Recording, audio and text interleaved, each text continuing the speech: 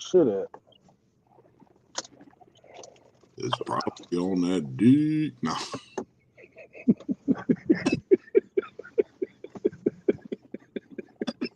You fucked up.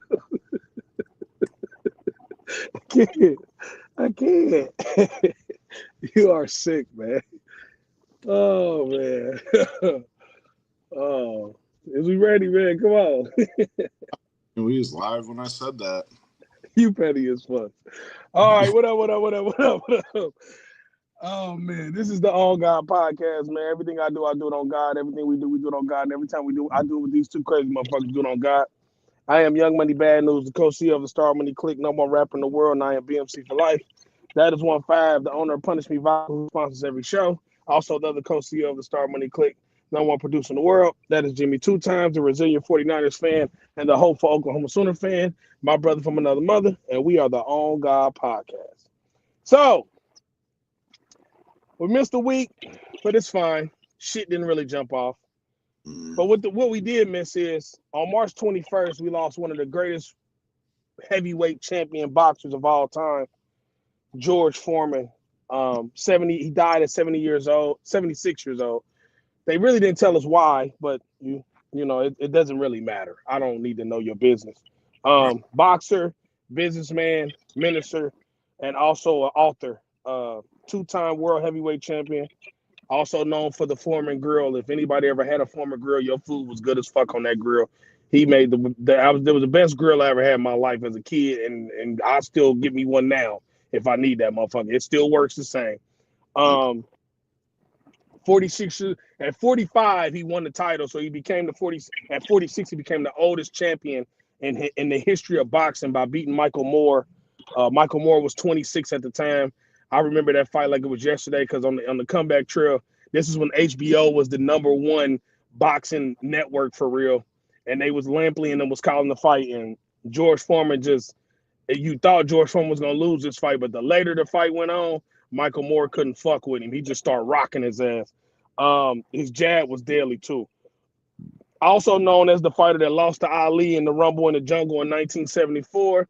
If you don't know about the 1974 fight, Ali Boumaier was one of the biggest things that ever went around. When George Foreman heard that shit, he damn near was seeing ghosts.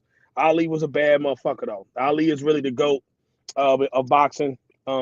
So to lose to the GOAT ain't a bad thing. But if you didn't know about George Foreman, do your research. Go look him up. He is one of the greatest ever. He's been great in everything he's done, honestly. Like, he's great.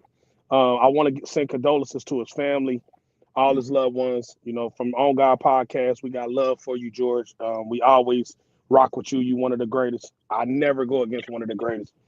So we just want to show some love to you before we start the show. All right. So to move on to our first subject of the day, I'm going to step into a lane that I stepped in the last time we were on the show, and I asked the guys about this situation between these two people.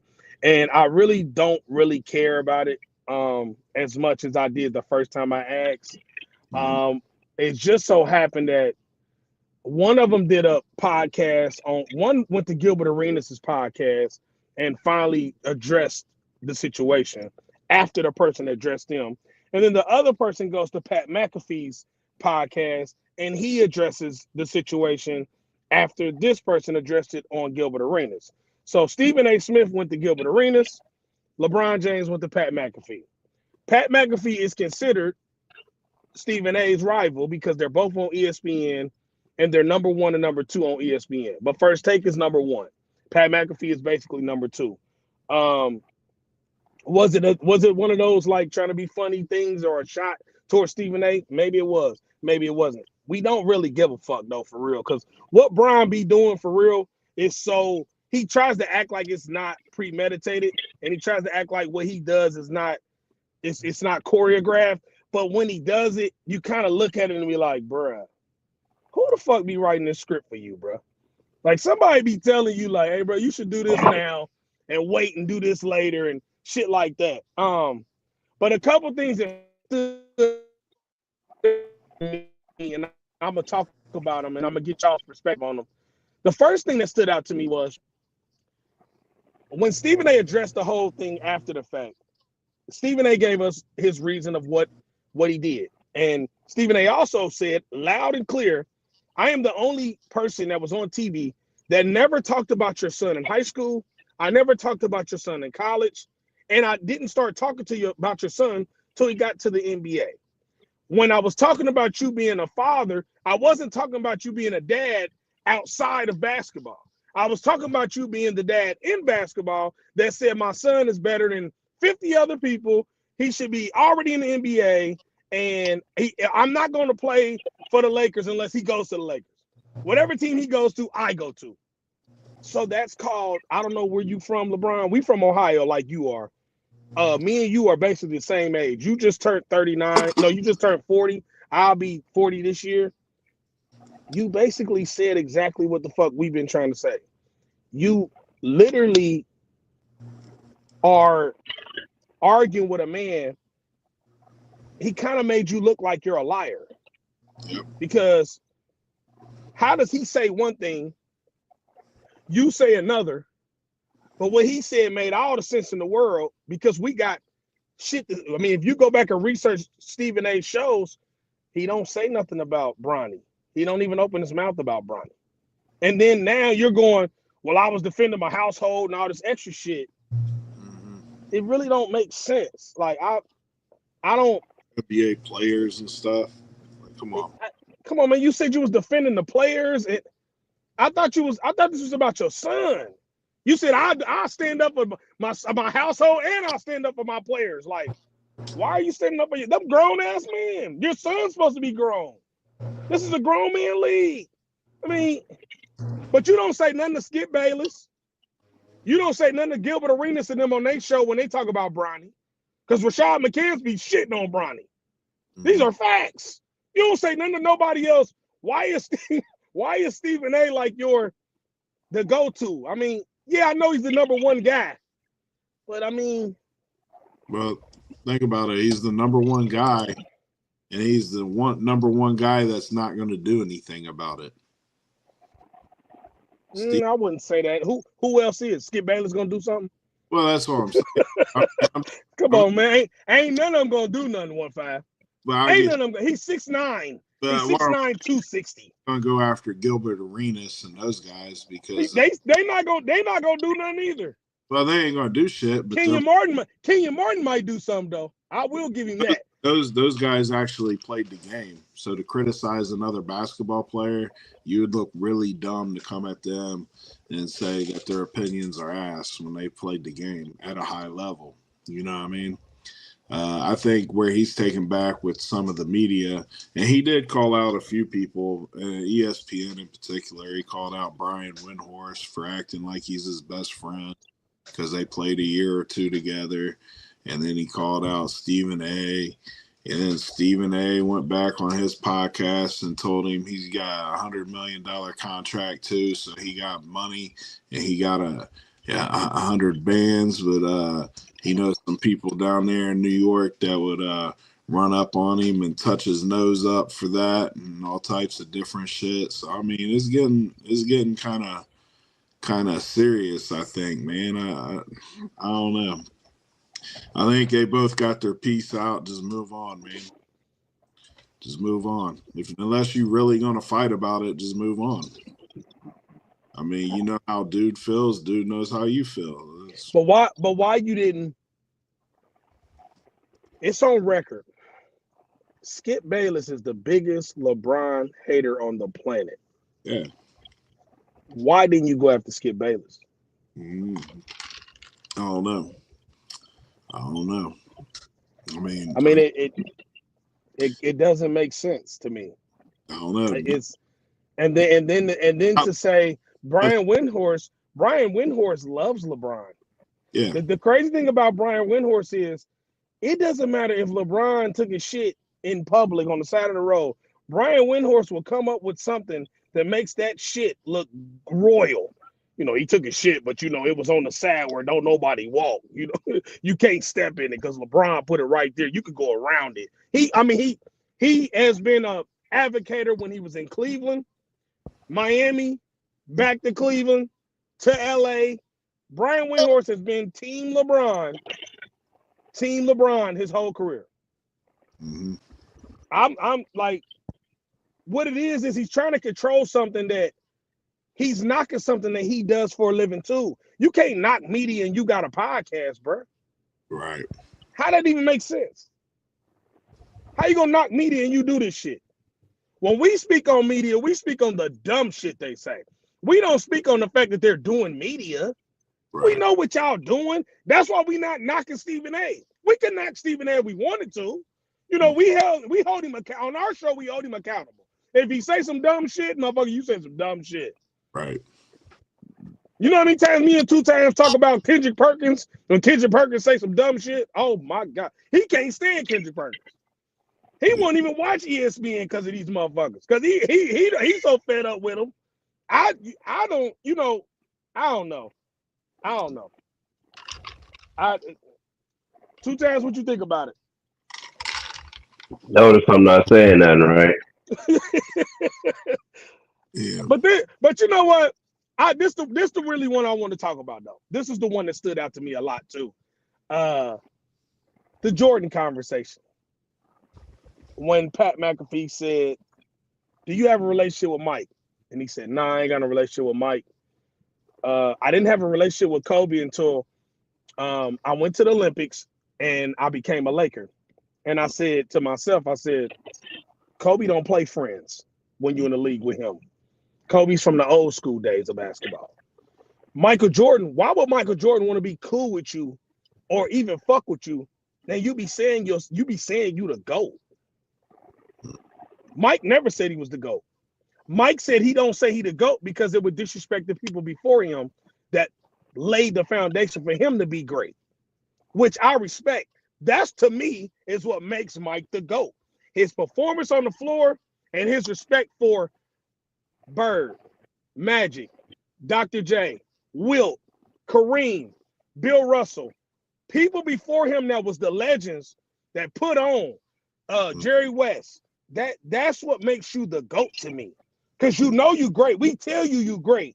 And then when you look at the greats before you go, well, if it wasn't for them motherfuckers over there, man, I ain't gonna be shit. Like LeBron looking at it going, man, I was already, you know, my friends tell me I'm the GOAT, so I'm the GOAT. I got 50,000 points, so I'm the GOAT. Like it really don't. It's like, bro, you in sports, Tom Brady never called himself the GOAT. He let everybody call him the GOAT. Right. I can respect that from Tom Brady. You know what I'm saying? But what I thought was funny was he said, I wear number 23 because of Jordan. Right.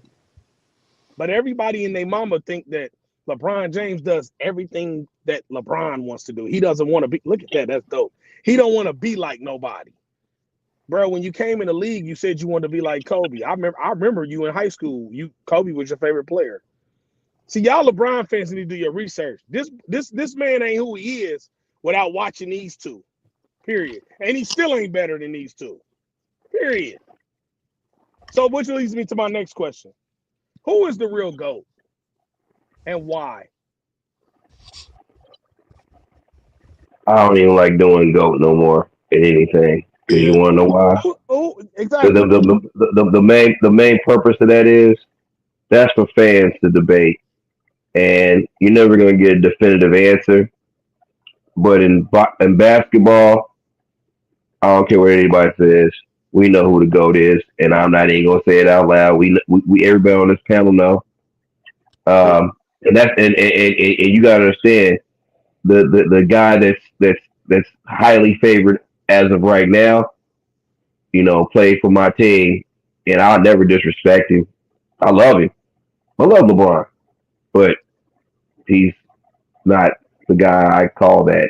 Matter of fact, when Jordan was playing, when any of the other greats was playing, that wasn't really a conversation that was highly favored. My question to you is this, though. My question to you is this. Why is he the GOAT? Why?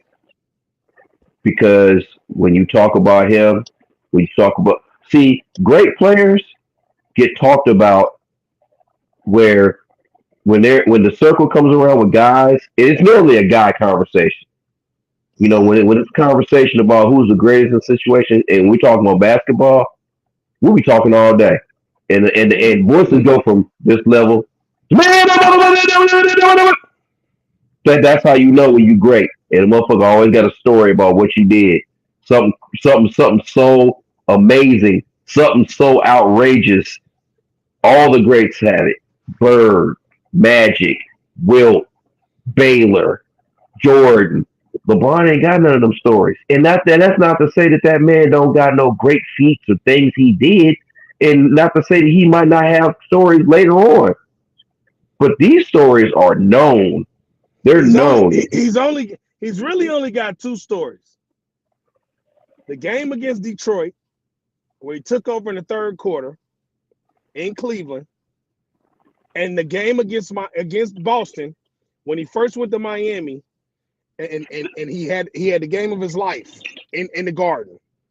But that's the thing about him. Them is the only two games you can go. That's when you seen a LeBron. He was a killer. That was the only two killer games he had.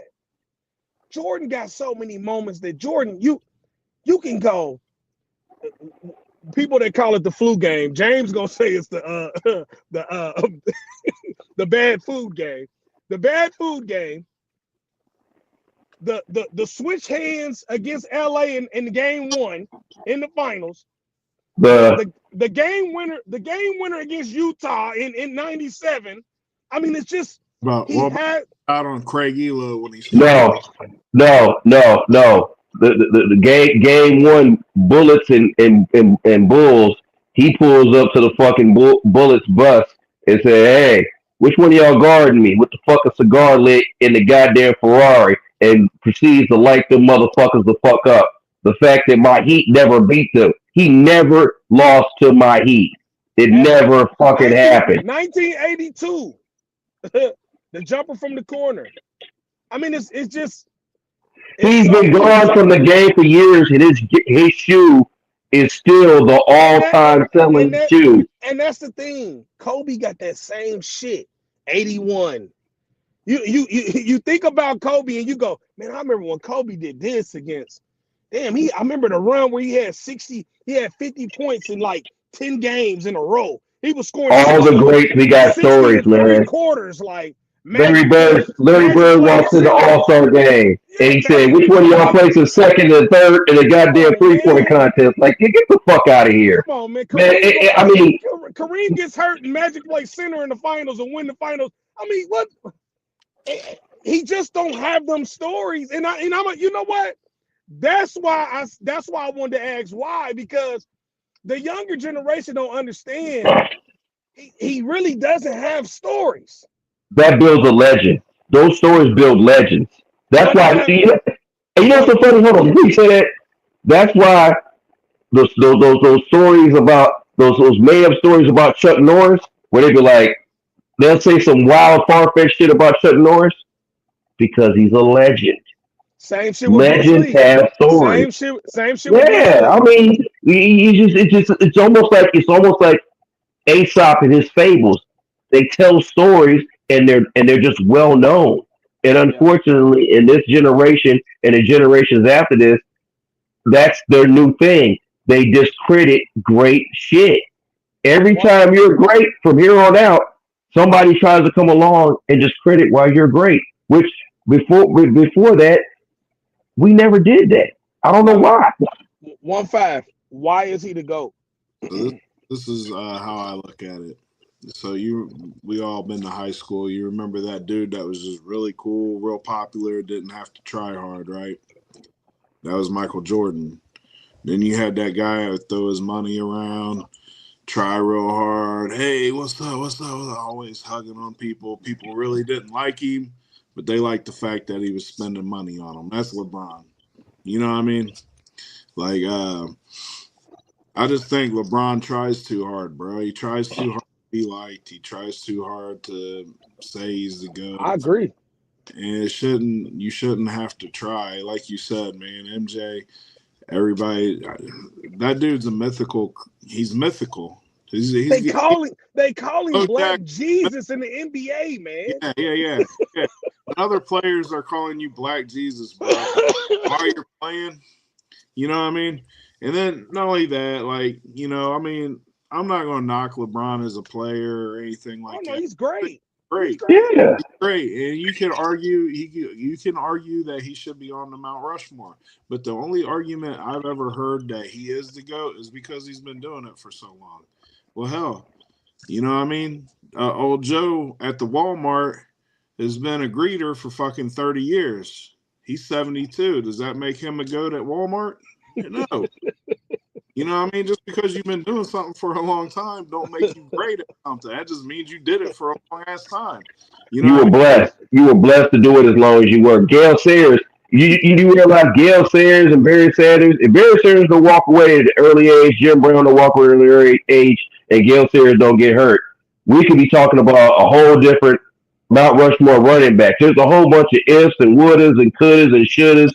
And the fact that every person that's ever met Jordan, some of the upper echelon players, even Gilbert Arenas, when they talk about when they met him and all this other stuff, like, man, it's like a halo around him. It's like, no, you see him, it's like it's not even real. Like, no, nobody talk about LeBron like that. And like I said, let me reiterate, I love LeBron, but he just doesn't have that. And it's okay. It's okay to not have that. LeBron is the type of guy that starts every sentence with I, me. You know what I mean? I, me, I. Look. Think about this one. Think about this one, Five. And this is for the viewers. Please like and share this. Please like and share our content. Also subscribe, please. Fuck with us. What Jordan did in 14 years. It took LeBron 22 years to even catch half of the shit he's already done. Well, you know, even get that 30-point mark took this man 22 years to get there. Jordan did it in 14 and retired. Right. That's what they leave out. He retired twice. Y'all still don't understand. If he don't retire, he might have 8 motherfucking rings in a row. Yeah. He might have more than that. And you know, and this is something you brought up earlier too that I like that you said was the fact that Jordan honored the greats before him. Always. You listen to that Pat McAfee thing. LeBron tried to honor the greats, but he didn't. Hey, wait, I'm getting to that. He said Havlicek had game, but if Giannis got dropped in the 1970s, he would average 200 points a game or something, right? That's not a direct quote, but it was something like that.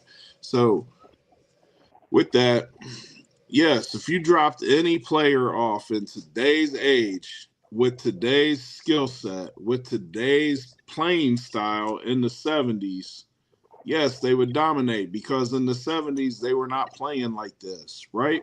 Not that the players in the 70s... They wasn't playing like this athletically. Right. But what I'm saying is it's not that the players in the 70s couldn't play like this, right?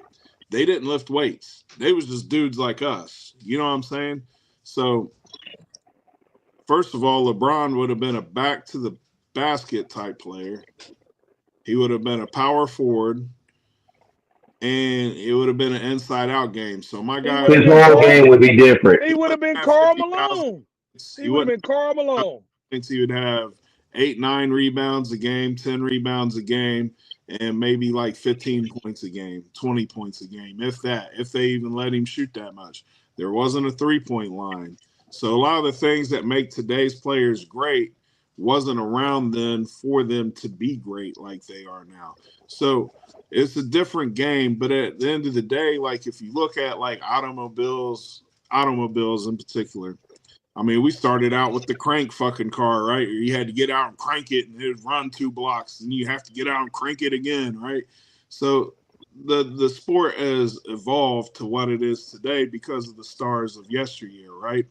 So that's why I like to do decade goats, you know what I mean? Because if you've ever seen a farm, there's a lot of goats in the yard, right? So I like to do goats by decade. I don't like to do the overall goat because we all are going to be biased one way or the other. I'm Team MJ on that because I've seen a lot of people play in my lifetime. I'm Team MJ because of that too. I wasn't even a Bulls fan, but Michael Jordan made me a Bulls fan when the Bulls. I hated the Bulls, but I love Michael Jordan. I had two teams. I had two teams growing up. Yeah. I had Jordan because of the Bulls, Yep. and I had the Lakers because of Magic. Look, I got this right here. That's why I still wear Chicago shit because of him. Michael Jordan. I'm you know what's so funny? I'm a Laker fan. Yeah. And you know what's so funny? They're starting to colorize a lot of Wilt Chamberlain's video footage and stuff like that. And if you go on Twitter, which I don't recommend anybody doing nowadays, but the fact that I'm on Twitter, I've been watching a lot of the Wilt colorized videos, and it looks like he was playing with ants. And that's not his fault. He can only play against the people that he played against. But even in my mind, I show respect to the fact that it's just like with anything else.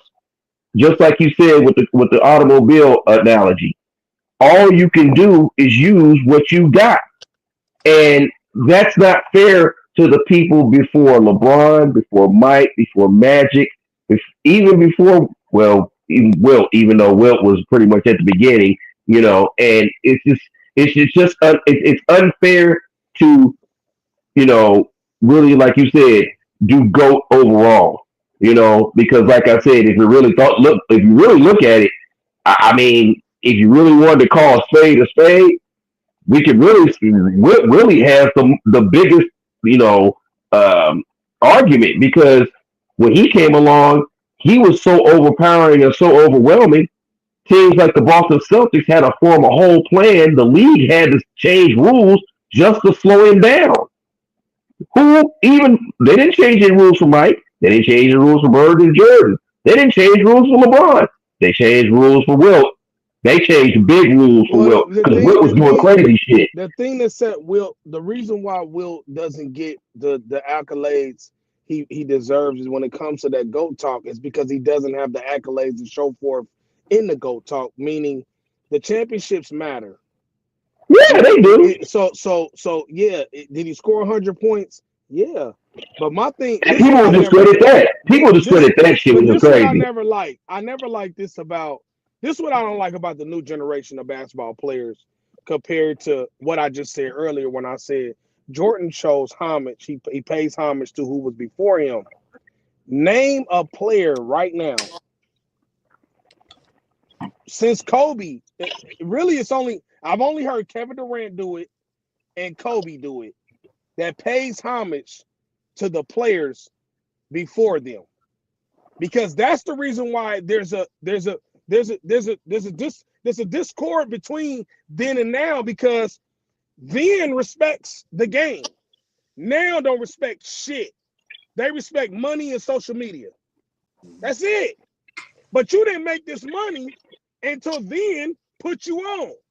Michael Jordan did change something, James. You know what Michael Jordan did? He made the game global. Yeah. I mean, okay. I wasn't one there, but yeah, I agree with you. Yeah, they changed rules for Wilt Chamberlain, but Michael Jordan made that motherfucker be seen in different countries. Yeah, I agree with that. I totally agree with that. Jordan, what LeBron, you being a billionaire, you're not a billionaire without Michael Jordan. And Magic and Bird took it off tape delay too. Exactly. Michael Jordan. I mean, look, Bird and Magic made it nationally covered, where statewide you could watch it and it got big, but globally Michael Jordan took it to that level. And it's like but they don't never pay homage to Bird, to Magic, to Jordan, to none of them. In that whole interview, not one time did you hear LeBron say, if it wasn't for them, there's no me. And they helped him get paid. Otherwise, he'd be making $300,000 right now. Kobe has said it in numerous interviews. Yeah. Kevin Durant just said it not too long. Kevin Durant said it like last year or the year before. He says it all the time. He goes, man, if it ain't for Jordan, man, there's no Kevin Durant. If it ain't for Kobe, there's no Kevin Durant. If it's not for Magic and Bird, there's no Kevin Durant. Like, think of this. Also, in his interview, he said, do I wear 23 because of Jordan? Absolutely. Did I sign a Nike contract because of Jordan? Fuck no. But Yes, you did. what he Yes, said. you did. Yeah, he did, because that Yes, you deal did. wouldn't be there if it wasn't for Michael Jordan. If Right. it wasn't for Michael Jordan, you all motherfuckers would still be wearing shell toes. Goddamn. Aces and No, it would still Converse. you guys Now, what was the other one? What was the other one? What was the one that what you call used to wear? Not New Balance. It had the goddamn Converse. the logo. The logo looked like this on the side of the shoe. Yeah, Converse. No, not Converse. You talking about what Karl Brooks. Malone or Hakeem was wearing? Was it Brooks? It was something like that, but it was some old fucked up brand. Because when you see the shoes from back in the day, you be like, man, how the fuck? Because you gotta think about it. Motherfuckers was wearing those Pumas. Remember them Pumas I got news? The motherfuckers was wearing those as basketball shoes. Yeah, Converse, Pumas, and Aces. They wasn't wearing shit. Yeah. Motherfuckers wasn't wearing nothing, man. Like, man, and Yeah. that's what I'm saying. So that's the point I'm making. They never pay homage to how they got here. They just always act like you're supposed to give them something where they are now. Motherfucker, you wouldn't be who you are now if it wasn't for them boys. You won't be making no money. You be like WNBA. You be arguing about getting money. Why am I getting paid? Remember, the first $100 million contract we saw was Juwan Howard, Kevin Garnett, and Shaquille O'Neal. We had never seen it before. And we thought that was crazy then. Michael Jordan was making $30 million a year. People don't even understand that. He was making $30 million a year from the NBA. He was making over $300-400 million from his shoes, his own brand. The NBA didn't pay Michael Jordan no check. But you know something funny? You know something funny about what you just said right there? Those last 2 years of his stint with Chicago, he was making 31. I think it was 31 and 33. They had like a yearly salary trace where it showed what everybody, the highest paid player every year from the time the NBA's inception all the way up until currently. Everything was just low. Then Magic came along, and then Jordan got that 31 34. It jumped up so significantly, and it jumped right back down when he left. When he made that money those 2 years, nobody made that until right about the last 10 years. That's what's so crazy about it. So he was making 31 and 34 in those last 2 championship years, and nobody else was even close to that amount. Like the next highest player was like millions away. For who he is, that ain't no money. He's a $400 million player. What the fuck are we talking about? Like, bro, we'll move on. Let's move on. Yeah, we talk about that shit all. We talk about this shit all damn day. So I'm gonna switch over to the NCAA women's game. I want to give I want to send our condolences, not because she didn't pass away. Don't y'all calm down. We're sending our condolences to Juju Watkins, man. Tore ACL. Man. We never got to talk about it. It fucking sucks because the way, not only do it suck the way she tore it, but it's just the fact that she's the face of the NCAA right now. So I was so excited to watch that game, and I'm sitting there watching it, and when she went and grabbed her knee, man, I didn't even watch the rest of the game. I cut it off. I was like, man, I didn't watch this shit no more, man. I was so mad. It sucks, man. So shout out to her, man. I hope she get a full recovery. I hope she get a speedy recovery. They said they're gonna send her to They send her to Kobe's doctor, who took care of Kobe and Aaron Rodgers. So she should be right back how she was. I'm gonna jump into the NCAA tournament. The boys, Texas Tech on Thursday beat Arkansas 85-83. Florida won 87-81 over Maryland. Duke outlasted Arizona 100-93. Cooper Flagg had 30. Caleb Love had 35. Future NBA players. Shout out to Alabama beating BYU 113-88. They broke the 3-point record with 25 threes made in the NCAA tournament game. These motherfuckers was on fire. Man, Legend Hazard, they're still making threes. And it's funny because I was talking to two times like, man, BYU giving Alabama a problem. And 5 minutes later, I'm like, damn. It was over. It was like that. Motherfuckers said 113-88. They had 25 threes and they broke the record. I'm like, God damn. That's crazy. So yesterday, hell of a games last night. That Michigan State game was really good. I watched that whole game. Man. Michigan State outlasted Ole Miss 73-70. Kentucky got the ass by Tennessee 78-65, which works because all my picks are right except one pick. Auburn beat Michigan 78-65. and Houston survived against Man, Purdue. that last play they ran to win that game was fucking brilliant. Matter of fact, it was so crazy. Candace Parker and all them was talking about it so long. They was kind of like how we was talking about Georgia a few minutes ago. They was like, man, we could be here all night talking about this because they kept running the play, showing it, and I was like, man, that's how you know college basketball and just basketball in general has come to the forefront. Think about this. The game was on the line. You got to draw a play to win the game. And the motherfucker come up with, man, this is what they've been doing. This is what we about to do. If they do this, do that, and this motherfucker comes with that play, motherfucker inbounds the ball, ends up scoring the basket because they tricked the defense and it just, I mean, Purdue's defense was really doing this damn thing. I gotta give a shout out. The Houston fired their coach, right? Fired, right? Talking about Sampson? Houston still got their coach Sampson, right? Yeah. That was NC State that fired their coach because they look alike to me. I got to give a shout out to Purdue, and the reason why I gotta give a shout out to Purdue, every year Purdue will be in the top 10 in basketball, and I don't know, they recruiting is the shit because they just keep rotating and they are always there. Like I got to give them they do. They don't never fold. The year after, it's like they coach. He makes the tournament every year now. Like I they just can't get over the hump. No, they can't. They can't. So 1-5 got Auburn.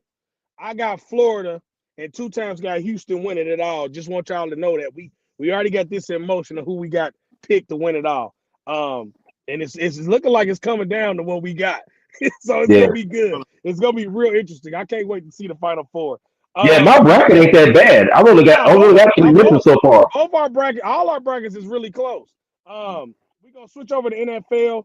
I'm gonna point out these 4 names, and then we're gonna get into this division work and let 1-5 take over. Russell Wilson, 1 year, $10.5 million to the Giants. They signed Jameis Winston right before this. It's like we're gonna start calling them the leftovers because that's what they're doing.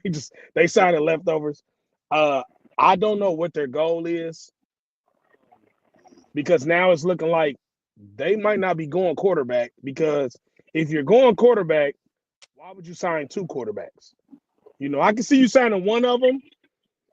You're gonna bring the new one in and let him sit behind him, but you sign 2. Like the same person, but one can move a little bit more, but one is interception prone than a motherfucker, and one can't see the field for some reason no more. And then their third string quarterback is a leftover. Tony Cutlets. Yeah, I don't. Tommy Cutlets, whatever his name is. Yeah, I guess the Giants just setting themselves up to make sure they fire their coach, because if he's gonna get fired. Yeah, he's fucked.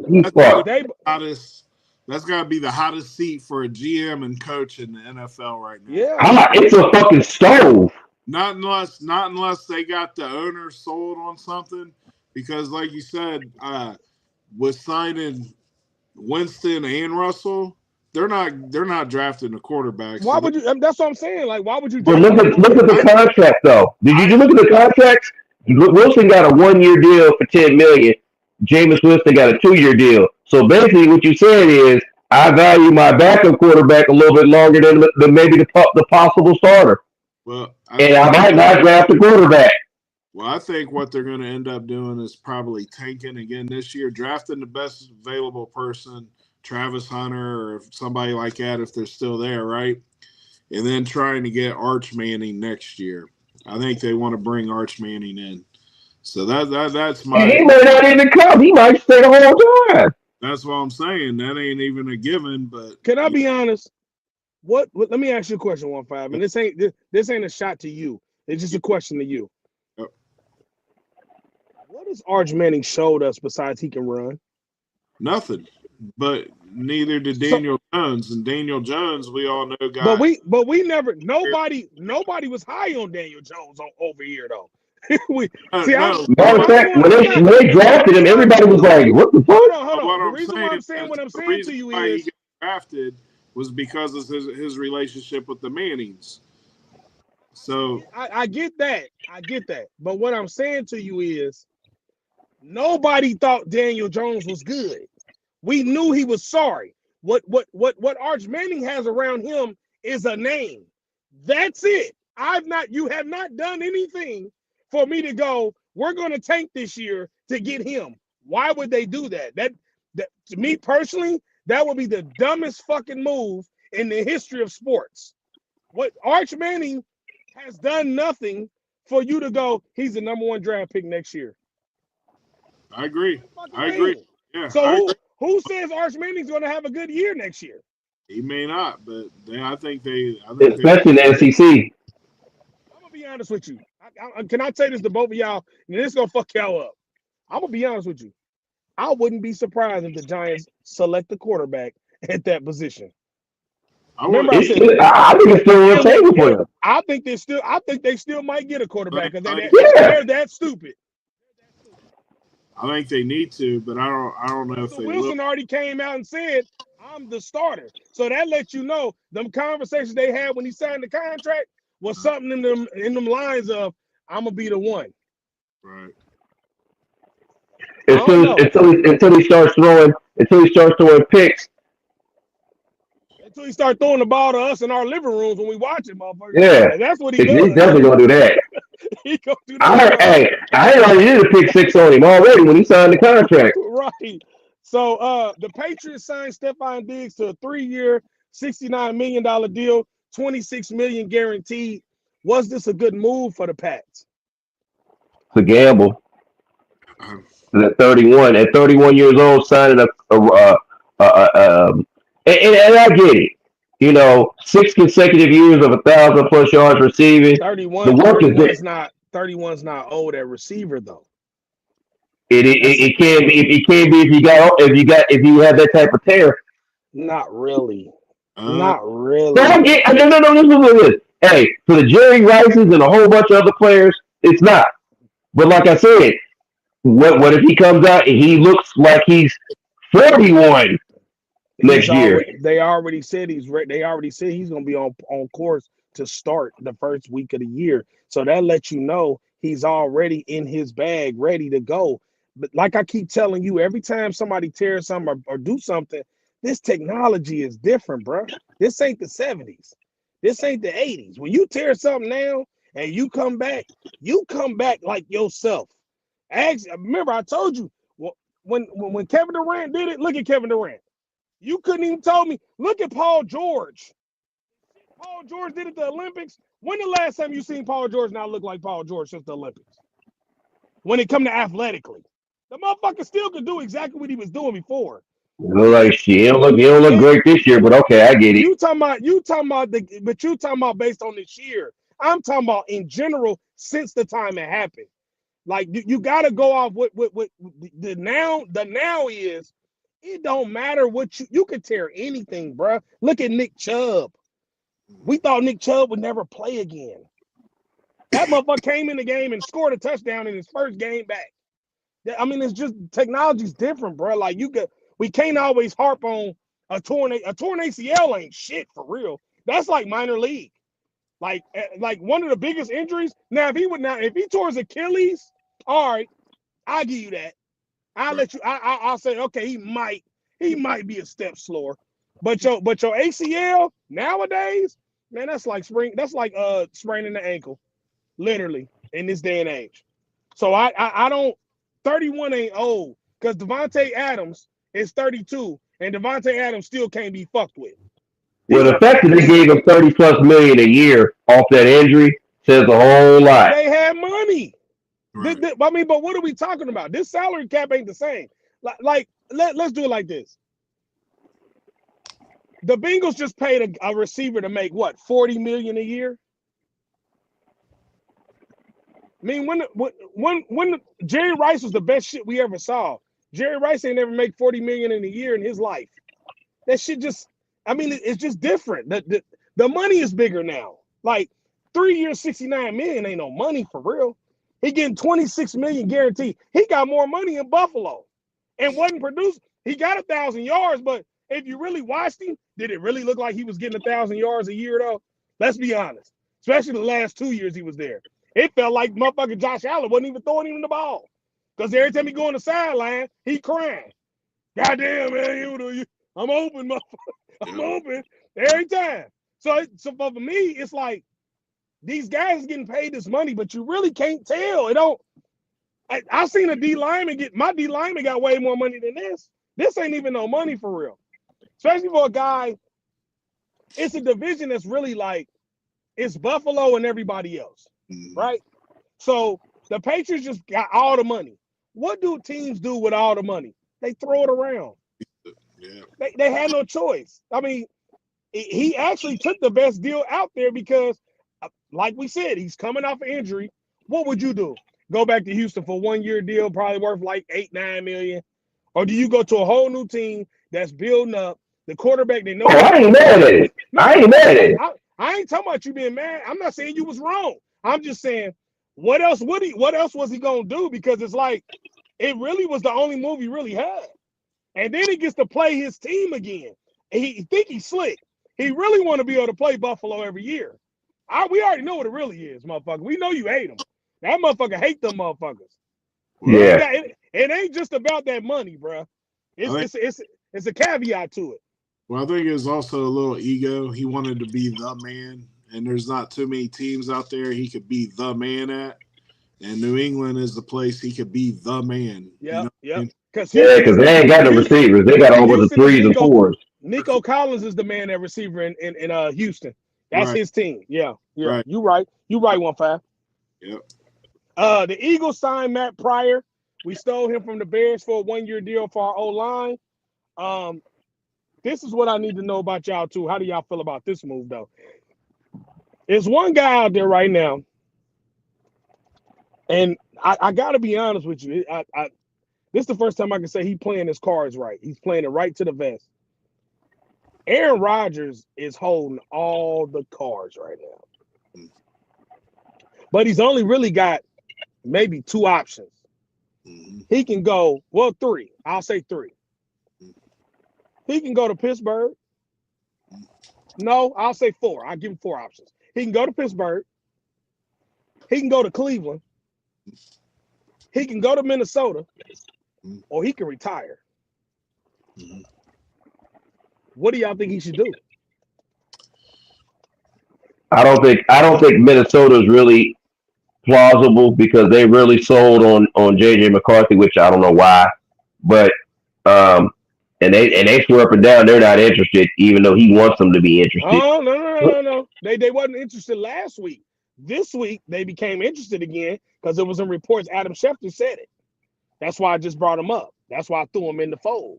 Well, the reason why I said what I said is because they said JJ McCarthy passed all his tests. That was the week before that. I know they sold on JJ McCarthy, but they also not sold on not signing Aaron Rodgers. That just came up. That's why I brought it up. I know what they said about JJ. I mean, but they also may be playing coy also on that. So, like I said, you never really listen to what a team says or any of the side shit that comes out of reports from them anyway. But I feel like Pittsburgh is probably his best option because Pittsburgh really doesn't have anything going on. And yeah, they may be talking about Jalen Milroe. They really like what his pro day was and all this other stuff, but they don't have anything set. Minnesota at least has an option, so his days will be numbered in Minnesota according to them. Pittsburgh ain't got shit going on. I mean, they really don't have anything, so he can play as long as he wanted to, and unless they got something up their sleeve that we don't know about. In Cleveland, well, I don't recommend anybody going to Cleveland unless you're just driving through there to get gas and going somewhere else. And then the retirement thing, that is very plausible. 1-5, what you think? Well, the fan in me wants to see him do the same Brett Favre thing by going Packers, Jets, Vikings. I think the Vikings is the best job out there for him. I think if he goes to the Steelers, that's going to be a shit show. He's going to have 2 diva receivers. He's a diva. is just gonna, I think, out implode somehow. Um, I don't like that move at all. I think they need somebody a little more not diva-ish at quarterback. But anyhow, I think it's one of those two, or he retires. I don't see him going to Cleveland at all. I like the Steelers move for him, even though them two receivers got diva in them. He's too old not to have weapons, and those two boys are weapons, regardless of what they are off the field. When they lace it up on the field, if you get them the ball, it's a problem. Yeah. Minnesota will be a great option, but I know that he knows in the back of his mind he wants to play, and they might want to roll with JJ McCarthy, which is what it sounds like, and he would have to play that backup mentor role. And I know he don't want to do that because he didn't want to do it for Jordan Love in Green Bay. That's why Even though he put it up and down, he had no problem with it. He was lying. That's why he left Green Bay. Retirement is, I look at retirement like this for a player. If you still love what you do, then do it. You know, I can speak for myself when I dibbled and dabbled with retirement from making music, and I had a little tweety, I had a little bird in my ear named Tino telling me it ain't time. I had another bird over here in my ear named 15 telling me it ain't time. And then I came back, and since I came back, I've dropped 3 of the best albums of my career. So you either, but I also still love it. So it's, if he still loves it, play. If you don't love it, don't play. But my thing is, don't wait around too long and let your agent bullshit, and you don't get on the team in time for spring training, and spring training comes and motherfucker, you have no chemistry with these receivers like you didn't with the Jets, because that's why you look so bad with the Jets. The receivers you was throwing the ball to was Tom, Dick, and Harry. And then you went and got your boy Devontae, but you and him didn't have no chemistry in a long time. So it didn't start working till the end of the year. I wouldn't call Garrett Wilson Tom, Dick, and Harry, but I get what you're saying. No, Garrett Wilson's my dog. I'm not saying it based on him. I'm just throwing that out. I get what you're saying. That's what I get what you're saying. The chemistry was not there for him with them like he wanted it. Garrett Wilson is one of my favorites. That's a Buckeye. I love Garrett. Garrett's a dog. But I think it's the Steelers or retirement for me. Cleveland would be nice if Cleveland has some pieces on offense. Their problem is Cleveland's defense is always going to be decent, but Cleveland needs to focus on building their offense. Just build your offense. Cleveland, you got the defense already. Build your offense and get you a quarterback that you could build around. That's it. That's all it takes. 1-5, I'm gonna let you take over, start our division talk. Then we'll get into our side notes, and then we'll get the fuck out of here. All right, so like we've been doing here lately is we're going over the divisions in the NFL to figure out what each team needs to do to take that next step towards the playoffs and the Super Bowl. So we're going to start off with the AFC North and the Baltimore Ravens. What we got going on there, guys? Go ahead. You got it. James? Well, I'm going to be honest with you. Baltimore, in my mind, is just a big underachiever. Because every year, they lose players, offense and defense. You know, nothing major to an extent. But they get to the playoffs, and they always look like, man, this is the year. And it'll be Kansas City, Buffalo, or Houston, or somebody. And they just fall the fuck apart. They just can't do it. So in my mind, I'm not really worried about who they draft, who they pick up in free agency. Can they figure out a plan to get past the motherfuckers that's always in the way, including themselves? You know, I love Lamar Jackson, and I really feel like this year wasn't his fault. Like I said, if my guy doesn't drop them that pass at the end of the game, who knows where that game goes? But it just seems like it's always something. So it's more of a hump thing for them, getting over the hump. I don't even think it's players or anything. It's a hump thing. Like, can you figure out a way to change your aura to get to the next level? Because your window will be wide open, and just like these guys just found out, it closes real quick. Um, there's one word that describes the Baltimore Ravens kryptonite. It's called expectations. The NFL and the media puts so much expectations on what Baltimore is going to do every year. So when the year starts, it's Baltimore can come out the AFC with Buffalo and Kansas City. It's always the same shit. Lamar Jackson can win the MVP, and Baltimore is the best team in the AFC. Baltimore win 8 games, and they'll be 8-1. And Baltimore looks like they're going to go to the Super Bowl this year. And everybody on Get Up on ESPN, Baltimore is the best team in the AFC. Then Baltimore loses a game to the Raiders. And it's Baltimore ain't shit. They sorry as fuck. This, that, and the third. Then Baltimore come back and beat one of the top teams in the AFC or NFC. And that's why Baltimore is going to go to the Super Bowl. We're still on the expectations is what's fucking them up. Just, if I'm the Baltimore Ravens this year, fly under the radar. If y'all Be smart, quiet. just fly under the radar and play y'all game because you got the pieces you need to win. But the problem is when the moment get big, y'all get small. Lamar, I don't know what's wrong with you when the moment gets large.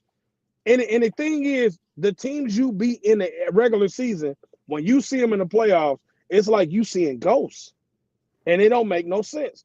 You beat Buffalo in the regular season, you see them in the playoffs, and Mark Andrews drops a 2-yard pass. Literally. Like, it's Yeah, you should have beat their ass. You should have beat their ass. You should have beat the shit out of them because you were really the better team. Buffalo wasn't nothing special. Buffalo ain't been special. The only year Buffalo was special was the year Buffalo was up on Kansas City, in Kansas City, and this motherfucker scored in 12 seconds. That was the year Buffalo was really good as a whole, as a team. In the last 2 years, they've been decimated with injuries, decimated with losing players. But Baltimore, for some reason, every time they see them, we just gonna lose to them. Every time they see Kansas City, we gonna lose to them too.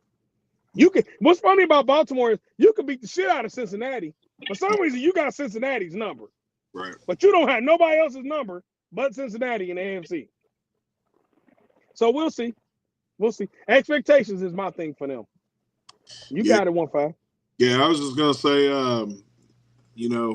they need to address an edge rusher. They need to address an offensive line, and I think maybe another playmaker at wide receiver. I know they signed, our boy D Hop, but D Hop's getting a little long in the tooth.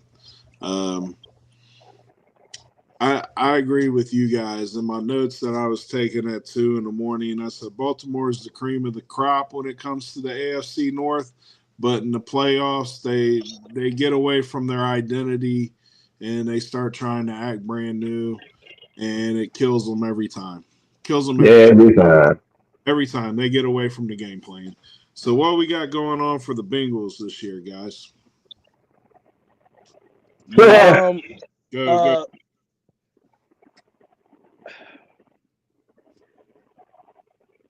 Who's playing defense? Because you spent a lot of money on 2 key receivers. You overpaid for both of them for real when you really didn't have to.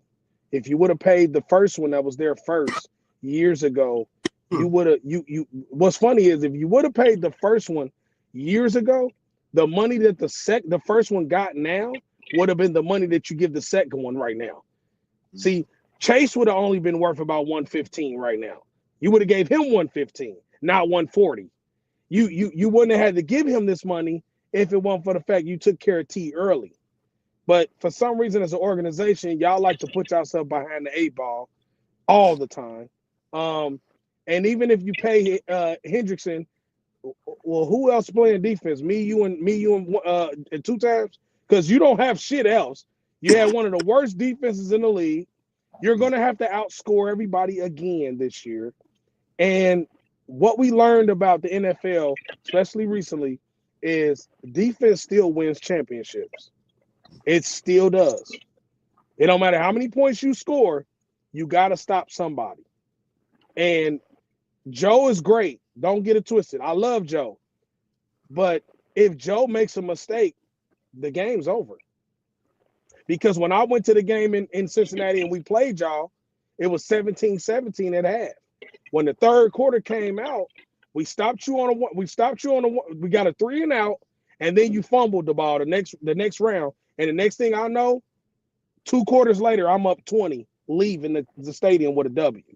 So it lets you know your window for mistakes is this big. I mean, that's the only thing I can say about the Bengals. It ain't you ain't got the offense, you got a hell of offense, but who plays defense for y'all? I don't know. The fact that you let your defensive coordinator leave and he was making chicken salad out of chicken shit, that's going to be the real question. The next coordinator that comes in, is he going to take it? I know that. You know they got they got Notre Dame's defensive coordinator. I know, but I'm saying that with the fact that we haven't seen anything he's done yet. So with that being said, is he going to be able to make that same chicken salad out of the chicken shit that this organization is going to hand him?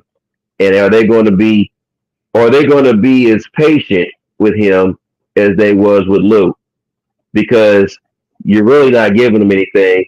Hendrickson's going to be, he's 30, so he's been outperforming the whole contract that you gave him when he came in free agency. Then now you pay him, and you know how it is when sometimes when you eventually pay somebody, they don't actually outperform that contract. The only time I've ever seen it happen was Emmitt Smith, and that was 30 years ago.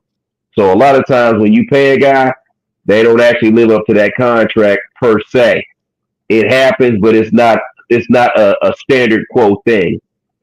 So this draft, you're really going to have to go defense heavy. I wouldn't even look at anything offensive. I don't give a damn what it is. You need to draft. I don't know how many picks y'all got. It has to be all defense, and you got to be picking for need and for position and where you're at. What's the best defensive player at that position in that draft pick that you're getting? Because I mean, that's the only way you justify saying, okay, I'm going to pay basically $60-70 million a year worth of wide receivers to outscore people when I didn't do anything on defense hardly to kind of level the playing field, ironically, to actually make you guys a championship football team. Because right now, like I said, 2021 is getting further and further away. And I don't know. It's like I said, that's the one big question we've all had on this panel. What are y'all going to do on defense? And we won't know until y'all kick the ball off and get on defense. Yep, I agree with both of you guys. And you still need to address your old line. Well, that's what I'm saying. Oh yeah, that too. Because your boy been taking the ass whooping. Joe been taking the ass whooping. He looking like Tina Turner out there. I wrote down the needs, and the needs to me are tackles, guards, linebackers, defensive tackles, defensive backs, cornerbacks, safeties, and an edge rusher. The whole yeah. That's what the fuck we said. Like shit, I mean, I'm like, God damn. I'm tired, so now you got to replace the other side of the edge, from Hendrickson if we re-sign him or whatever's going on with that situation. So you need an edge guy. So that's got to be your first round. You know what I mean? Your first round pick's got to be the best edge rusher on the table. You need defensive tackles to stop the run. That was their kryptonite last year. News called it out all damn year. Can't stop the run. Can't stop the run. They couldn't stop the run. So guess what? You can't stop the run. Can't stop the damn pass either because you ain't got no cornerbacks or safeties worth of shit. You got people playing out of position, and Tommy, you ain't got no job. Yeah, so I look at the Bengals as they're going to have to make really smart business decisions on veteran players and really do a good job in the draft if they're going to do anything. Now, The whole fucking draft, man. One thing I do like that's underrated is a lot of times when they do these contracts with these star players, they're backloaded. Our star players outside of Joe Burrow are front loaded. So Chase and T. Higgins are making the bulk of their money this year, next year, right? So, and then they dwindle down from there. So that will give us some room in the future. But until then, man, I think we're No, it don't. No, it don't. That's backwards. Because listen, this is how I know you're wrong. My GM backloads all our contracts. Right. So what Jalen Hurts made this first year off that 250, this is the low money. What AJ Brown just made, the re-sign, low money. Devontae Smith, low money. Saquon Barkley, low money. So later on in their contract, they gonna make the bulk. So all these, before you get to the bulk, these little money you got, this is when you can sign all your players and get new people and give them money. That's where y'all fucked up. Y'all should have backloaded your receivers. No, I disagree with you because with the front load, the money is going to get bigger as we go, right? I'm just telling. Only reason why I'm saying this to you is the cap's going to get bigger, right? I know. I get what you're saying, but the reason why I'm saying this to you is I got guys I got people that literally I watch every Philadelphia Eagles podcast, right? And we're not a Philadelphia Eagles podcast.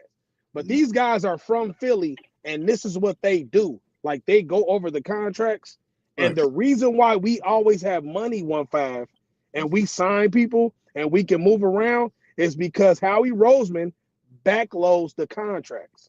So these are 3-4 years. See, it sounds like you're gonna. That's why you don't have no money. That you would have money if you would have paid them early. And then when you did pay them, you backload their payment. So that money they're making now wouldn't hurt you now.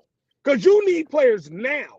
You don't need players later. You need some shit now, and you don't have it. The difference between me and you is we backload our contracts because we got players now that we're trying to pay now. You're not even trying to sign nobody because you can't sign nobody. But you know what the crazy part is? And this is the part I just found out recently. A lot of these team owners, they don't want to pay cash. See, cash doesn't affect the cap as much as those contracts like we're talking about do. So if you hand them cash, like that guaranteed money, the more guaranteed money you hand them now, the less that it affects the cap. But some of these players, some of these teams, especially like Las Vegas, with your boy, they don't have a whole lot of money. See, some of these guys, they're not billionaires because of the business ventures that they have on the field. They have money because of shit they did prior to buying a team. So for some of these guys that have inherited, like the Tennessee Titans, the Vegas teams, where they got their teams from their dads and they passed on, they're now running the team. They don't have the money because they're running the team. This is where the money's coming from. So all that guaranteed money. That's why a lot of those teams, they'll pay them, but then they have to cut them in about a year or two or renegotiate that contract because they can't really honor that contract. And that's the problem with Cincinnati. They really don't have the money because Mike Brown, this is his cash cow. He don't have other ventures outside here that's making money like this. And the fact that Hamilton County, which is the county that, you know, where you guys filled your stadium, if they were actually assholes about your stadium and everything else, y'all really be having cash problems. Y'all really don't even pay for your stadium. You know what I'm saying?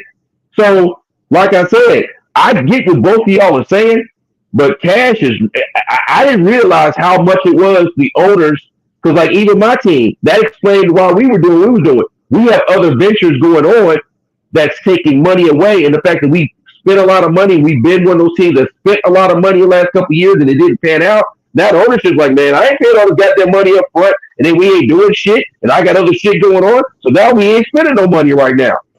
That's just what it is. Yep. I just see them doing something similar to what the Rams is doing. You know what I mean? The Rams are building the defense through low-level free agent signings and The things like Rams built their Big defense through the big titties, draft. no ass. That's what Really, it's called. Big titties, no the ass. Rams really built their defense through the draft, though, for real. A lot of them players young as fuck. yeah, Yeah, and they didn't even have no draft picks. They really pulled shit out their ass. The Rams did a remarkable job getting a whole lot out of nothing. So let's And they struck gold because Puka Nakua and what's number zero's name on plays for the Rams? The defensive lineman. Jared Verse. Jared Verse. Yeah, those two motherfuckers right there, him and Nakua, those were lightning in a bottle for them. Yep. All right, what do we see for the Steelers, guys? Without a quarterback, you ain't. They need a quarterback. They need an O line. They took my running back. They took my backup running back. So we did give them our backup running back. But O line for real, they defense is solid. You ain't really got to speak of O line quarterback. That secondary ain't. Quarterback. Well, I mean, I wouldn't say it ain't because they picked up Slay from us, and Slay can still play. Well, now, but we still got to see what that looks like.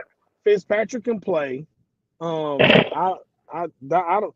They defense ain't never really been the problem. They offense can't score no points. Right. They got older in the secondary though.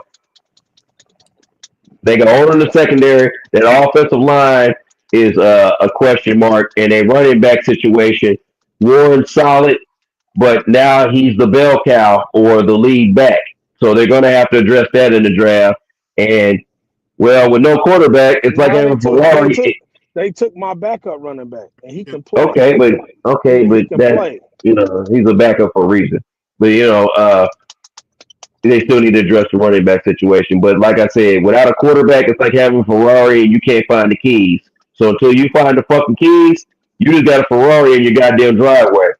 Because if you get Aaron Rodgers, then now we talking about a Super Bowl window. If you got motherfucking Mason Rudolph at quarterback, you got a Ford Focus engine and a Ferrari. Yep. They're an offensive line and a quarterback away. That's what I got. So I agree. It's always solid. Yeah. Let's go Cleveland Browns, guys. That's a mess up there. Let's see what we got. It ain't really a mess. It's a QB problem. Right. Yeah, it's a complication. It's the same problem it's always been. Without a quarterback driving the car, it don't. The defense is solid. Like the coordinator is solid.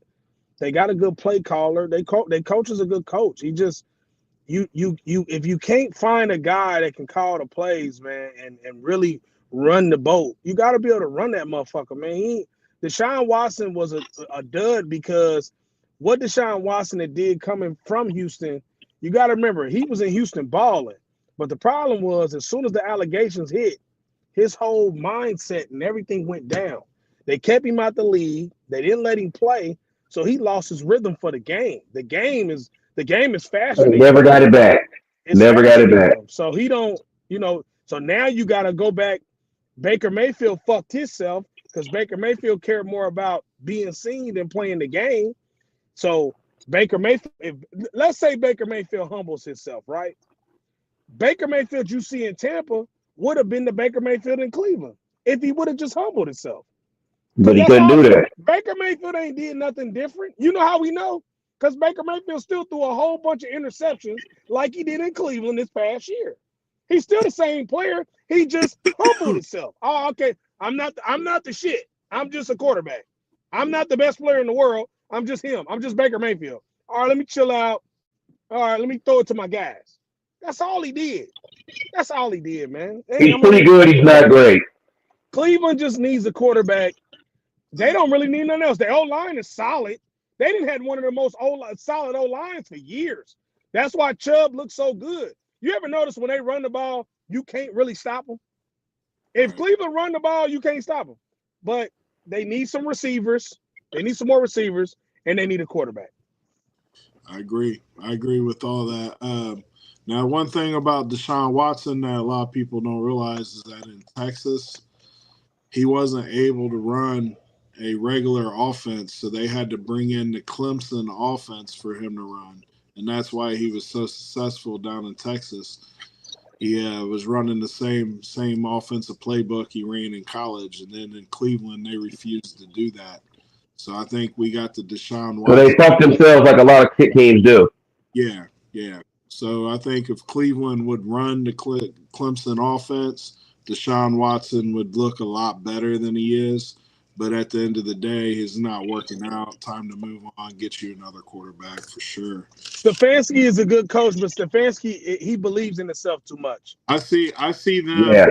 I see the Cleveland Browns like I do the Pittsburgh Steelers. Really good defense, just so offense. They got their offensive shit together, they'd be good to go. So the next division in the NFC North. NFC North. So what do we think about the Vikings this year, guys? They're a quarterback away. Yeah. That's it. Yeah. I'm gonna say this, and I said this before the year started last year, and I was right. I told you that coach has the best offense in the league. Mm-hmm. So I can't say they're a quarterback away, because 2 times before Sam Darnold got there, you thought Sam Darnold was sorry. I told you when Sam Darnold got there, don't be surprised if Sam Darnold has a good year. Sam Darnold had a hell of a year, because that offense is the best offense in the NFL. It don't matter who the quarterback is. So I was still right about Sam Darnold. It's the system. No, you wasn't. No, you wasn't. Because it made Sam Darnold a better player.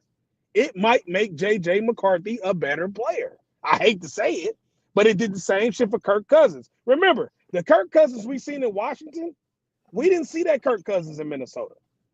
The Kirk Cousins in Washington was ass compared to the Kirk Cousins in Minnesota. Because the Kirk Cousins in Minnesota had numbers. It made him a better player. The system is the system. It's the best system in the league. But it also can make you a better player, because it make your reads better. Now, this is how we'll know if it'll make Sam Darnold a better player. Sam Darnold plays for a different team now. So we'll see what he does on his new team. I think he'll look like ass up there. I mean, that you're going off his history before he got where he was. But you never know. It can make, like I said, it can make you better. I mean, I could be wrong. I could be wrong. But him playing going to the Seahawks, I hope he is ass, because I hate the Seahawks. I get it. I think they're relying on a quarterback that hasn't really thrown a ball in 4 or 5 years. I mean, let's face it. J.J. McCarthy did not throw the ball a lot in college, and he didn't throw it all last year because he was hurt. So that's a huge. What helps him though is he's older. 1-5. Well, I get that. He's not really a young boy. I'm not saying that that's terrible. I'm just saying it's a huge question mark. No, I agree with you. What you're saying, though. Yeah. You're right. So, you're right. Yeah, you're right. I agree with him too. Man, it's a huge gamble, and to be honest with you, if you're gonna be a team that takes a gamble on a quarterback like that, got to be with an offense like they got. They got the best system, talent in the NFL. They just got your boy 2 times running back Jordan Mason. Yeah, Jordan Mason, stalling. They got a good running back room. And look, he's gonna be the counter. He's gonna be the counter to Aaron Jones. They're gonna be a problem. They are gonna be a fucking problem, bro. And I honestly, J.J. McCarthy with that new arm smell, you know what I mean, might come in there and tear the league up, man. I mean, I'm gonna be honest with you. It's gonna be like when he was up north. Yeah. Remember, all he did was run the ball. Yeah. If he relies on running the ball, and he got to make a throw here and there, and he got that talent on the outside with Jordan and your boy Jeff, it's a problem. It's a problem. And Hawkinson in the middle, it's a problem. So they could be a problem. They needed to improve their defense, and they did that through the free agents. Man, they really took advantage of free agents. Man, did they? Yeah, they stole my corner. I was salty. We got rid of Isaiah Rodgers. We should have paid his ass. A lot of talent in the free agency. So what do we think about Green Bay, guys? I think unless Jordan Love starts improving on some of his decision making, That contract he signed is going to be a big albatross that's going to hurt them on improving that team. Um, I think they have a great wide receiver core, even though it's not a true number one receiver there. Even though, like I said, oh boy is he's the number one guy there. Even though it just doesn't feel like it, but he is number one. Um, I think the running back situation is solid. Offensive line is solid. That defense is a problem, though. I think they need to improve on that. Especially, they need to figure out what they're going to do at quarterback since they don't want to bring back old Buddy again. And his contract is an issue. They're trying to offload him, but nobody's really taking. They need to get a little bit better on the edge. Their edge rushers are not optimum right now, so they need to really address that in the draft. I expect them to probably go edge in the draft here, first round pick. If they don't, I'm gonna be questioning what their motive is because they need to improve that defensive line and they need to get younger quick. Um, Secondary needs to be addressed for sure because even though their secondary was he was all pro at one point in his career, he gets hurt a lot. Jair Alexander gets hurt a lot. He's making too much money to be hurt like he is. Um, they do need another edge rusher because Rashawn Gary can play, but he's getting older, and Yeah. you could tell he's the only one that really makes an impact getting to the quarterback. Um, they need another edge rusher, and Jordan Love needs to figure out who he's going to be as the quarterback. He has to work on his decision making because he'll make a great play, then he'll make the most bonehead play in the history of football the play after. They have a great Mm-hmm. receiving core. We know who the number one is, but he doesn't have to play like a number one every weekend because the way they core is set up, one guy, a different guy steps up every weekend. Yeah, every week, every So week. they're set on offense. They running back is an elite court running back. Um, but I would say secondary, edge rusher, and Jordan Love is going to be their questions this year coming up. Yep. Well, they say they signed Nate Hobbs at cornerback for That ain't shit. 48 million. That ain't That ain't shit. shit. They might as well sign this ball here. They've Sign this ball. tried to at least address it in free agency. Yeah, they tried. I ain't mad at them. Things you guys did: edge rusher, cornerback, defensive tackle, and a center on offense.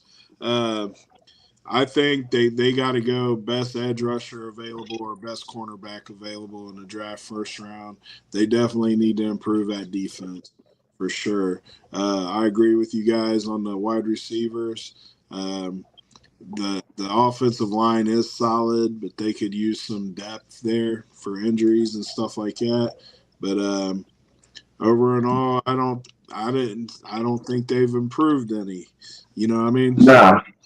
We'll see what they do. So, Nah, they're still in the position they are now. They're there, but they're there, and that's it. Yeah, they're just gonna be borderline playoff team every year. You know what I mean? Yeah. So what do we think about the Lions, guys? It's gonna be based on the coordinators. They still have talent. They will actually finally be healthy when the year starts. But like my team did, sometimes when you bring in new coordinators, the chemistry of the team is different. Y'all was running on a high.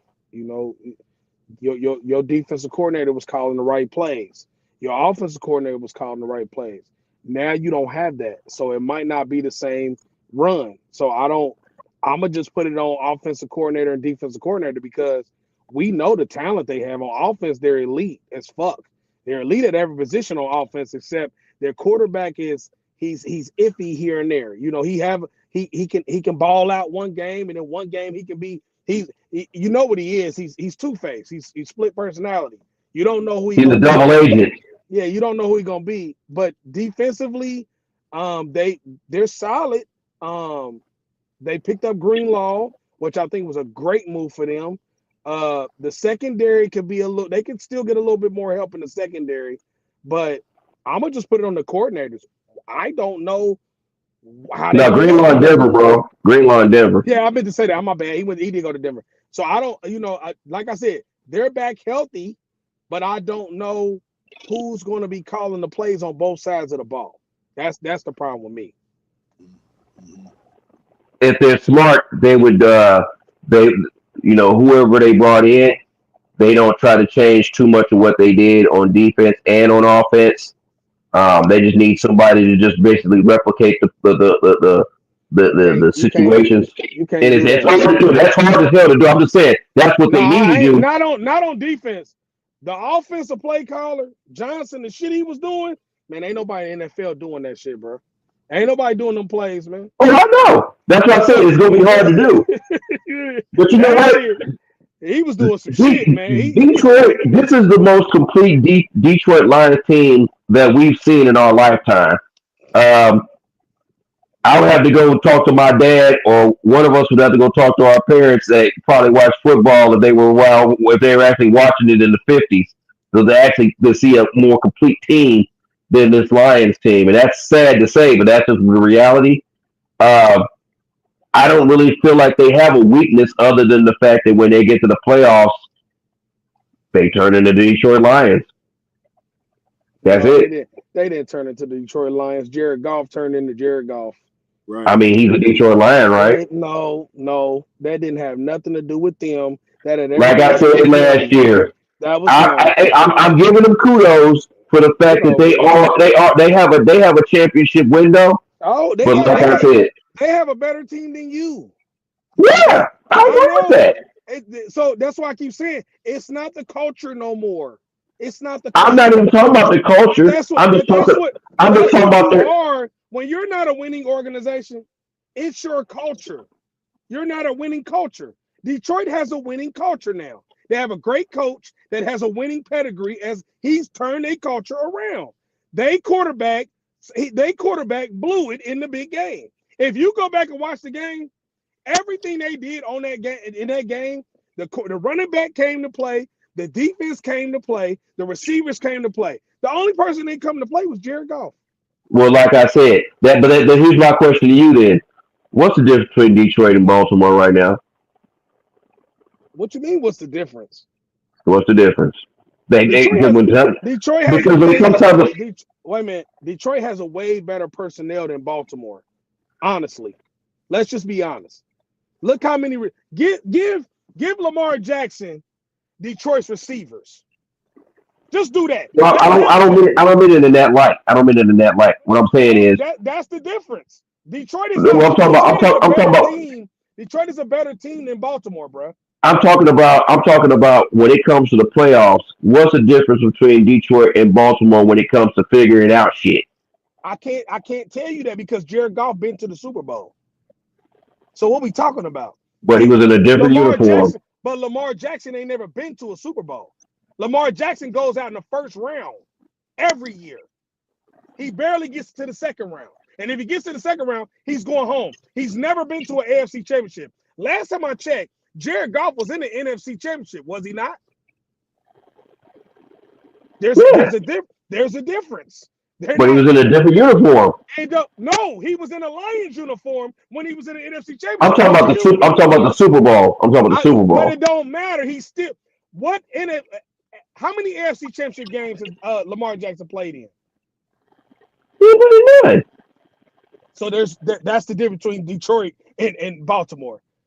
Jared Goff has been there twice. He's been there.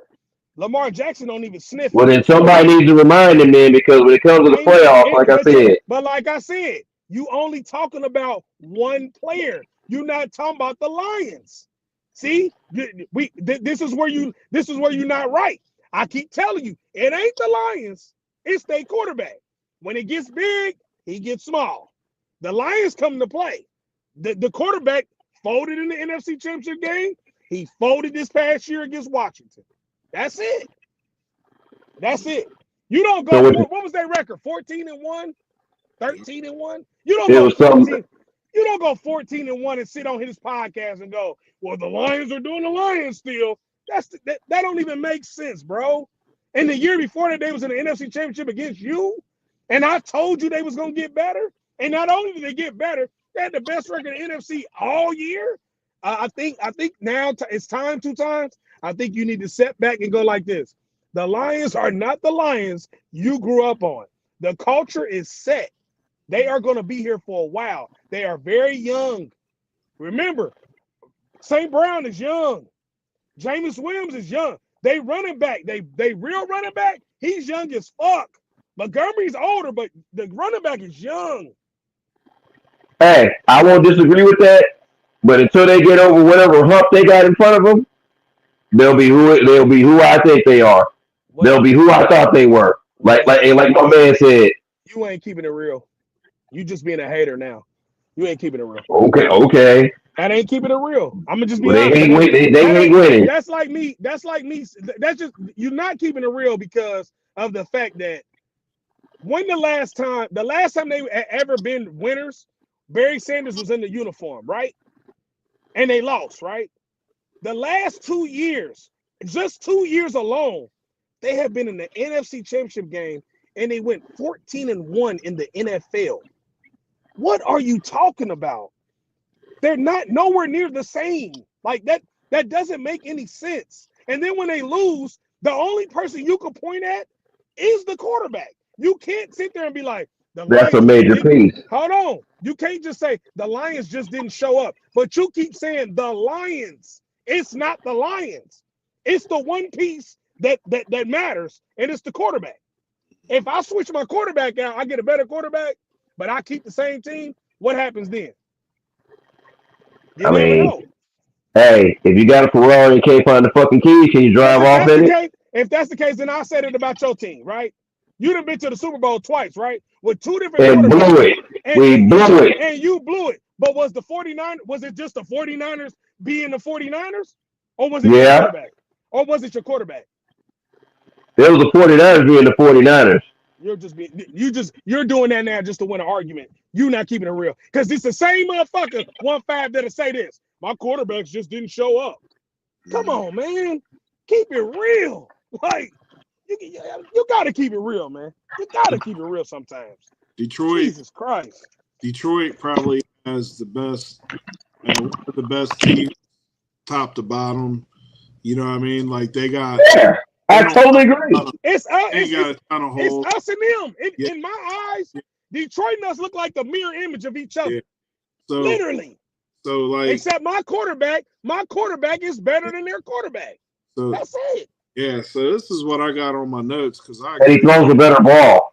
Is they have needs, but not glaring needs. You know what I mean? Like they need to get backups for injuries, stuff like that. Their defensive backs could get better.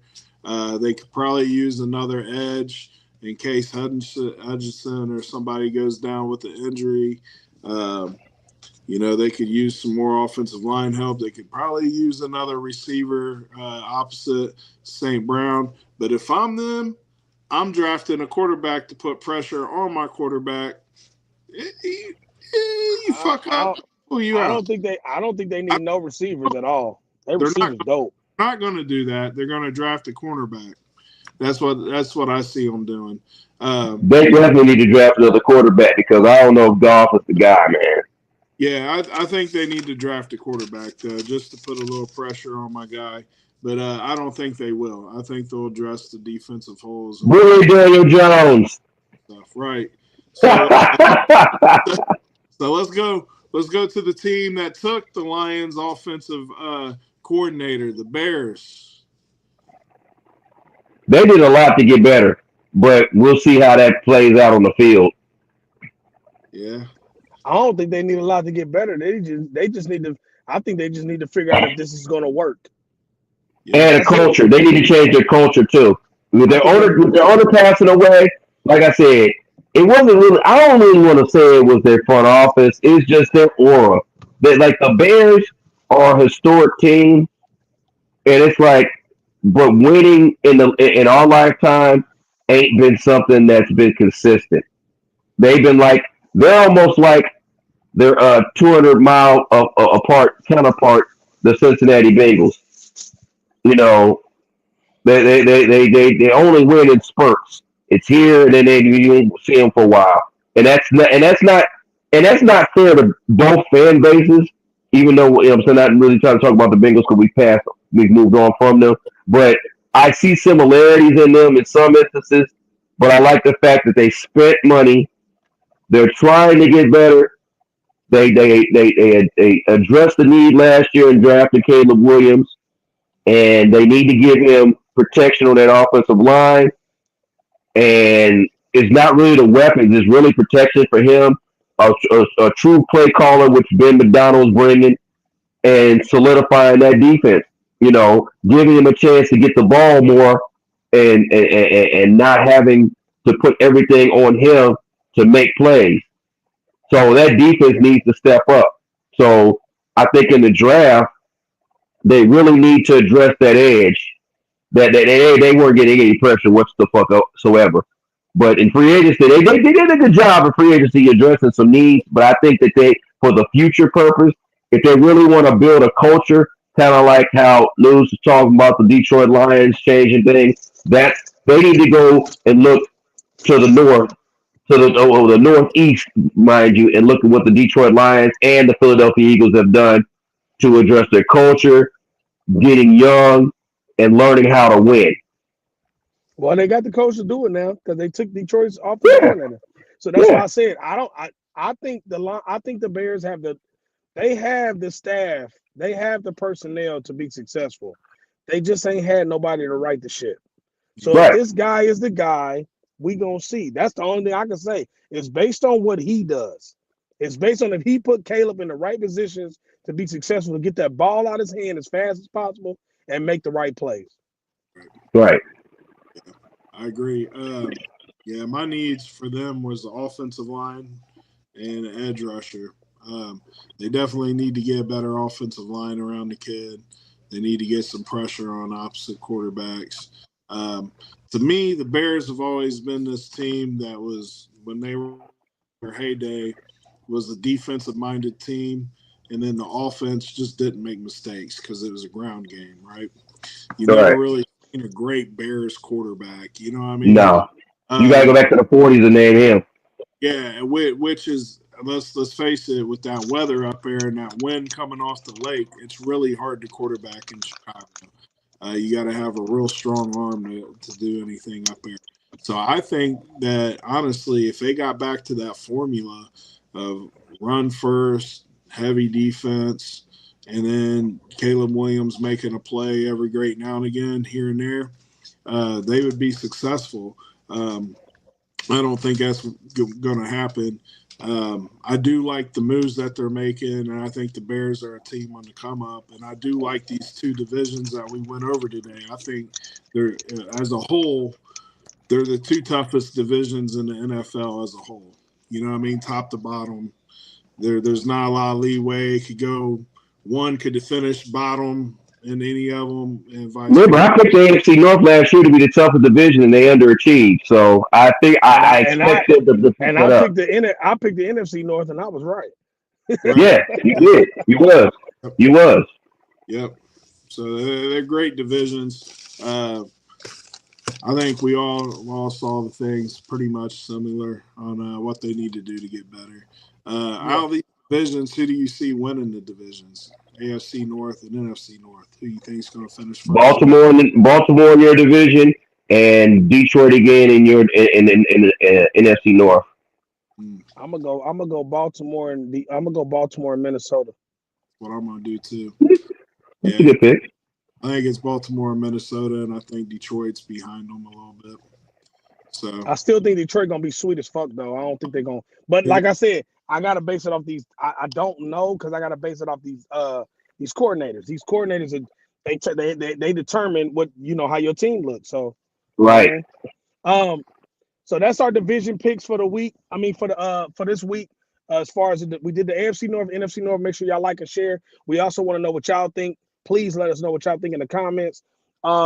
We about to move on to our closing arguments in this world right now.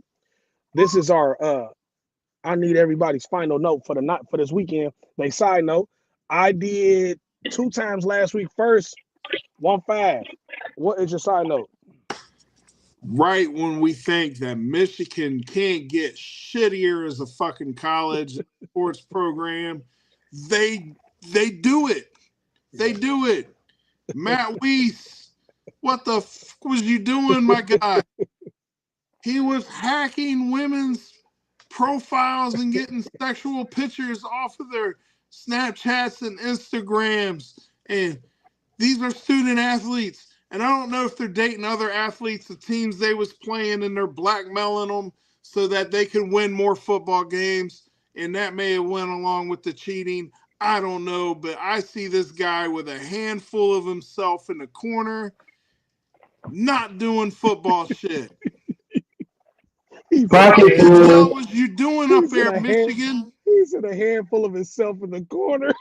I mean, pocket pool is a sport. What the hell is Michigan doing? How does this program not to get the death penalty right now? Hey, listen, man. This is all I can say, man. Lack of institutional, whatever the fuck the last thing is, because I can't get over the fact that this guy scoured hours and hours and hours and hours to find. This is something that me and 2 times talked about this before. Yeah. And this is what this is. 1-5. Yeah. We don't understand why the NCAA loves that brand so much, because they really have never done anything.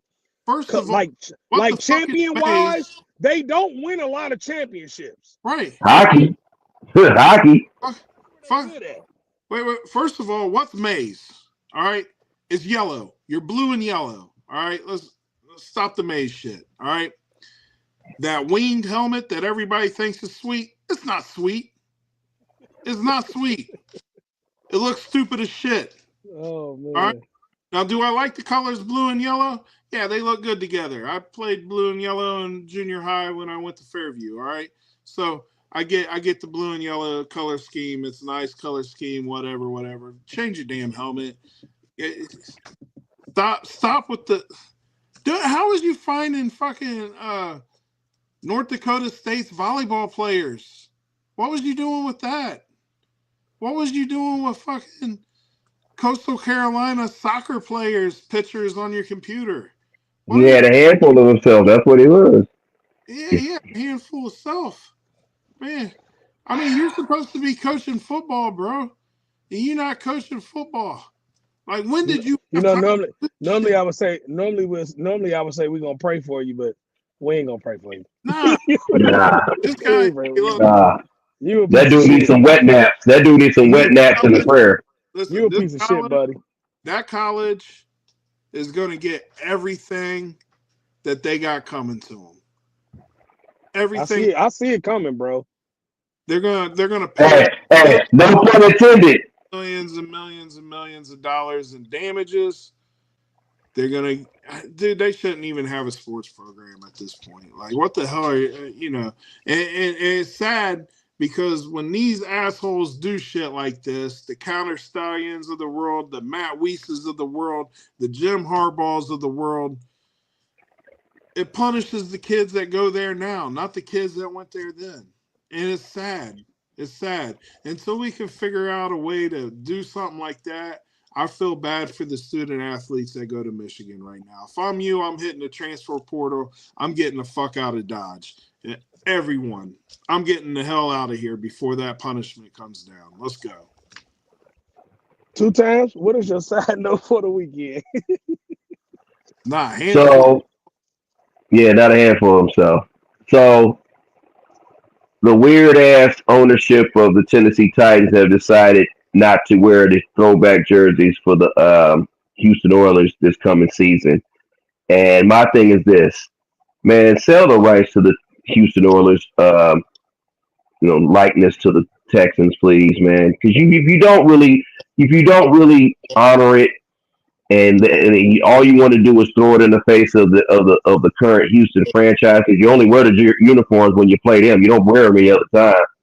Like, you're being petty, man. And as a fan and as a connoisseur of jerseys, because I have a Houston Oilers jersey, that's one of the best looks the NFL has ever seen. And the fact that it's being kept in a closet in the dark is a crime, because I know the Texans would probably pull that out a lot, because the city of Houston deserves that. They didn't deserve how they got their team stripped from them, regardless of what the financial situation was back then.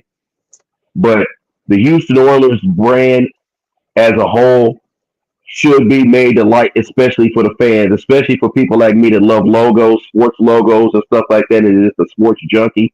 Don't kidnap that look and keep it where nobody can actually see it, man. We should be able to see that on the field, because that's a beautiful uniform, man. It's one of the best I've ever seen. It's one of my favorite. And me not being a Houston Oilers fan, that says a lot.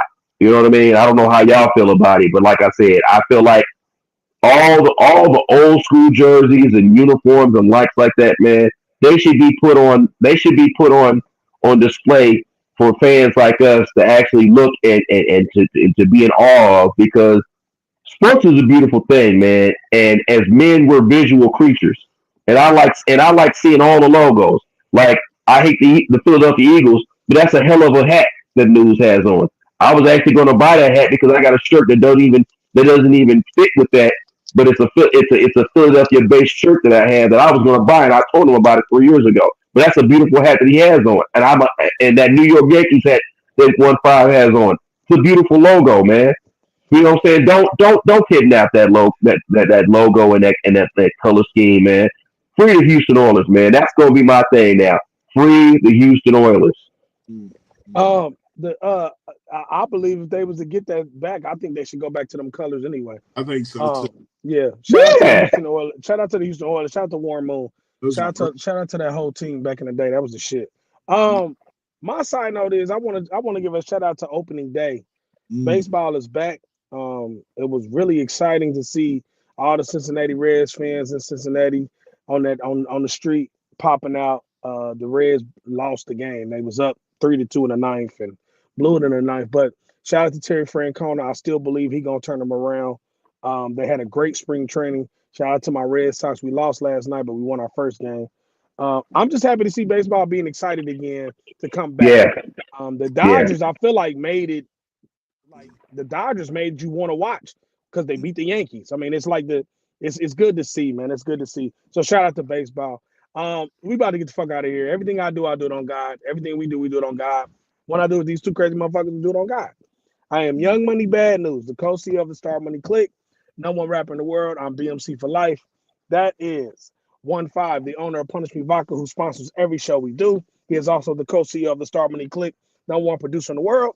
That is Jimmy, 2 times the resilient 49er fan and the hopeful Oklahoma Sooner fan, and my brother from another mother. We was the On God Podcast. Please like, please share, please subscribe. Please. We out. That's my Assalamu alaikum, baby. corner. The computer light losing his religion.